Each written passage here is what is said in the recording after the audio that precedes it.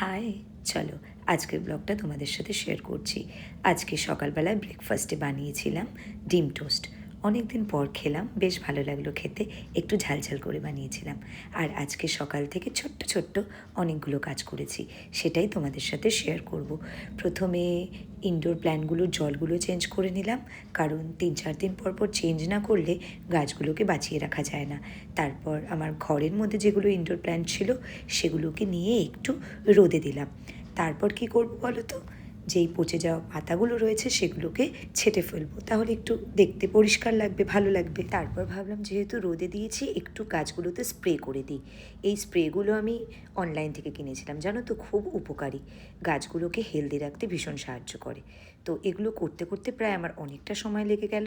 তারপর এবার নেক্সট কাজ করব। মাসি আজকে জলের বোতলগুলোকে ভালো করে ধুয়ে দিয়েছে, তো সেগুলোকে একটু মুছে নিয়ে জল ঝরিয়ে নিয়ে জলগুলো ভরে নিলাম। নয়তো খাওয়ার সময় না ভীষণ বিরক্ত লাগে বোতলগুলোতে জল না থাকলে, আর এগুলো সব আমাকেই করে রাখতে হয়। তারপর বোতলগুলোকে ঠিকঠাক জায়গা মতো রেখে দিলাম। এবারে করব হচ্ছে, অনেক দিন ধরে ভেবে রেখেছি ফ্রিজটা পরিষ্কার করব। খুব অলসতা করে, খামখেয়ালি করে একটু একটু করে জাস্ট সামনে মুছে ফেলি। তো আজকে ভেবেছি পুরো ডিপ ক্লিন করব। যতগুলো শেলফ ছিল সেগুলোকে উঠিয়ে পুরো ভালো করে ক্লিন করে নিয়েছি। আর যেহেতু ব্রেকফাস্ট লাঞ্চ বানিয়েছি, তো আজকে লাঞ্চটা তোমাদের সাথে শেয়ার করলাম না। তো তারপর কিচেনটাকে ভালো করে পরিষ্কার করে নিলাম।